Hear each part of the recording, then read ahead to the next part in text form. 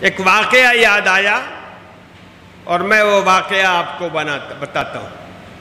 ہمارے یہاں میں رہنے والا ہوں بہار کا، منگیر کا، جو پرانا منگیر ضلع تھا، اس زمانے میں دکن منگیر میں کئی نواب ہوا کرتے تھے، پیسے والے، جائیداد والے۔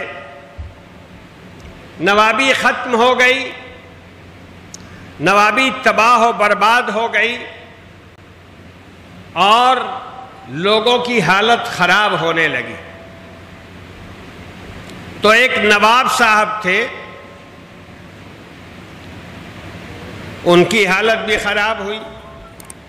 وہ اپنی دادی جان سے بہت مانوس تھے اور دادی بھی ان کو بہت پیار کرتی تھی۔ جب بڑھاپا بہت آ گیا اور دادی نے یہ سمجھا کہ اب کچھ دنوں کی وہ مہمان ہیں، تو انہوں نے پوتے کو بلایا اور ایک چمکتی ہوئی چیز اس کے ہاتھ میں رکھ دی۔ لڑکے نے کہا کہ یہ کیا ہے دادی جان؟ کہا کہ میں تمہیں ایک قیمتی تحفہ دے رہی ہوں، اس تحفے کو حفاظت سے رکھو، یہ چیز برے وقت میں تمہارے کام آئے گی۔ لڑکے نے کچھ سمجھا تو نہیں، اس لیے کہ وہ بھی بغیر محنت کے دادی نے دے دیا تھا، فری میں وہ چیز مل گئی تھی اس کو، لیکن اس نے احتیاط سے سنبھال کر رکھا اس کو۔ حالات اور خراب ہو گئے، دادی کا بھی انتقال ہو گیا۔ جب حالات زیادہ خراب ہو گئے اور گھر میں اس کی دشواری شروع ہوئی، تو اس لڑکے کو یاد آیا کہ دادی نے کہا تھا کہ ہم تمہیں ایک ہی تحفہ دے رہے ہیں، برے وقت میں تمہیں کام آئے۔ تو بات یاد آئی اس کو، اس نے نکالا اس تحفے کو اور وہاں سے قریب جو بازار تھا جموئی کا، وہاں اسے لے گیا۔ جو جواہرات کا کام کرتے ہیں، سونے چاندی کا کام کرتے ہیں، اس کے یہاں قیمت لگوائی، تو وہاں اس نے قیمت بتایا کہ 5,000 روپیہ اس کی قیمت دیں گے۔ اس نوجوان کی دولت تو چلی گئی تھی، مگر اللہ کے فضل سے عقل باقی تھی۔ اس نے کہا کہ ہے تو کوئی قیمتی چیز، لیکن یہاں نہیں بیچنا چاہیے، اس لیے کہ چھوٹے بازار میں اگر 5,000 ہے تو بڑے بازار میں تو کچھ اور زیادہ قیمت ملے گی۔ وہ منگیر پہنچ گیا اور ہمارے والد ماجد رحمت اللہ علیہ سے ملاقات کر کے اس نے پوری بات بتائی۔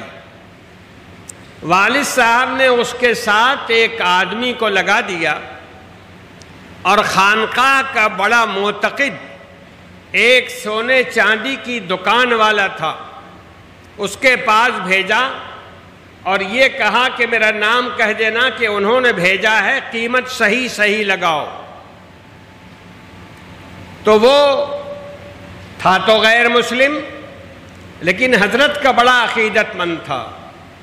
اس نے کہا کہ اس کی قیمت 30,000 روپے۔ اب جو نواب صاحب تھے ان کی سمجھ میں آیا کہ معاملہ تو کچھ اونچے کا ہے، 5 سے 30 ہو گیا۔ اس نے آ کے والد صاحب سے کہا کہ وہاں تو 5,000 قیمت لگی تھی، یہاں 30,000 قیمت لگی۔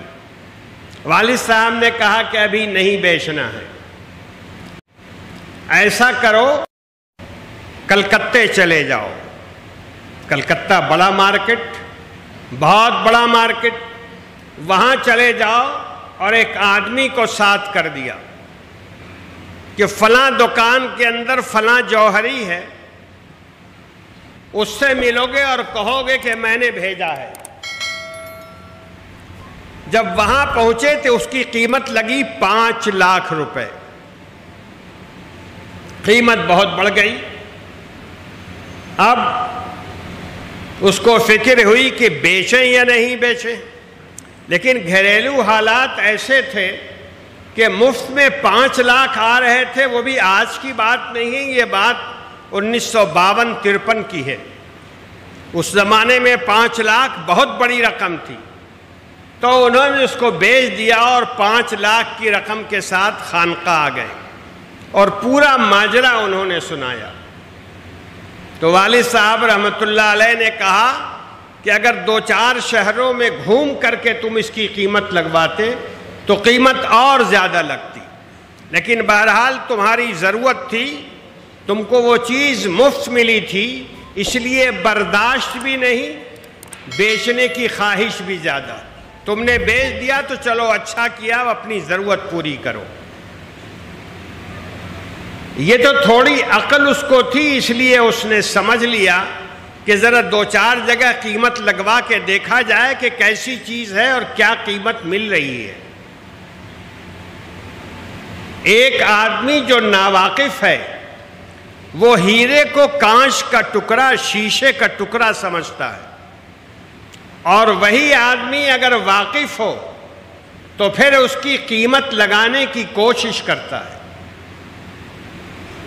ہمارا حال، آپ کا حال بھی اسی آدمی کی طرح ہے جو ناواقف ہے، وہ جانتا نہیں کہ ایمان کی قیمت کیا ہے، ایمان کی قیمت کیا ہے۔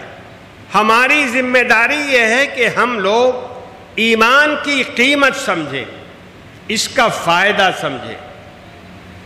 اگر اس کا فائدہ جاننے کی ہم کوشش کریں گے اور ایمان کی قیمت اور اس کا فائدہ دنیا میں کیا ہے اور آخرت میں کیا ہے، یہ علماء کے پاس بیٹھ کر کے جانیں گے تو پھر ایمان کی قیمت بڑھے گی، ایمان ہمارا طاقتور ہوگا۔